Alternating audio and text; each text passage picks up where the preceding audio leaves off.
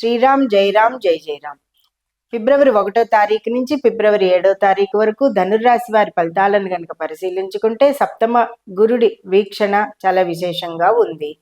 ఉద్యోగాలలో కానీ చదువుల్లో కానీ అన్నింటిలో ముందంజలోనే ఉంటారు. శుభకార్యాల నిమిత్తం ప్రణాళికలు చేసుకుంటూ ఉంటారు.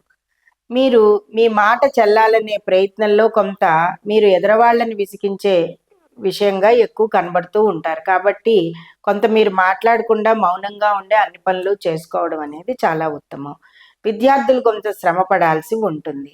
తల్లిదండ్రుల ఆరోగ్యం గురించి కొంత ఆలోచన ఉంటూ ఉంటుంది. అలాగే నూతనంగా వివాహం అయిన వాళ్ళు కొంచెం అన్ని విషయాలలోనూ కూడా జాగ్రత్తలు పాటించుకుంటూ మాట పొదుపుతోటి ముందుకు వెళ్ళడం అనేది మంచిది. ఇక్కడ ప్రధానంగా ధనుర్రాశి వారు ఒక శుభకార్య నిమిత్తం ఇల్లు కట్టాలన్నా, స్థలం కొనాలన్నా, బంగారం నిల్వలు వేయాలన్నా, పిల్లల విదేశీయానాలు పంపించాలన్నా, అలాగే పిల్లలకి పెళ్ళిళ్ళు చేయాలన్నా అన్ని విషయాలలోనూ కూడా ఒక కొద్దిపాటి కరెక్ట్ నిర్ణయం తీసుకునే అవకాశం కూడా ఈ వారాంతరంలో మీకు జరుగుతుంది. ఏదైనా సరే కొంత ఒత్తిళ్లకు ఈ వారం అంతా కూడా ధనుర్రాశి వారు గురవుతూ ఉంటారు. వృత్తి ఉద్యోగ వ్యాపారాలలో ఆనందంగా ముందుకు వెళ్తారు. ఇంకా ఆరోగ్యపరమైన చిన్న చిన్న సమస్యలను కూడా మీరు అధిగమిస్తారనే చెప్పుకోవచ్చు.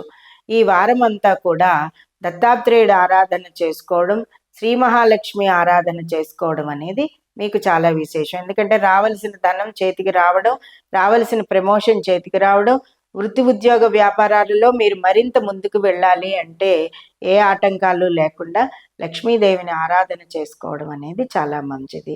పేదలు ఎవరికైనా కొంత అన్నదానం చేయండి.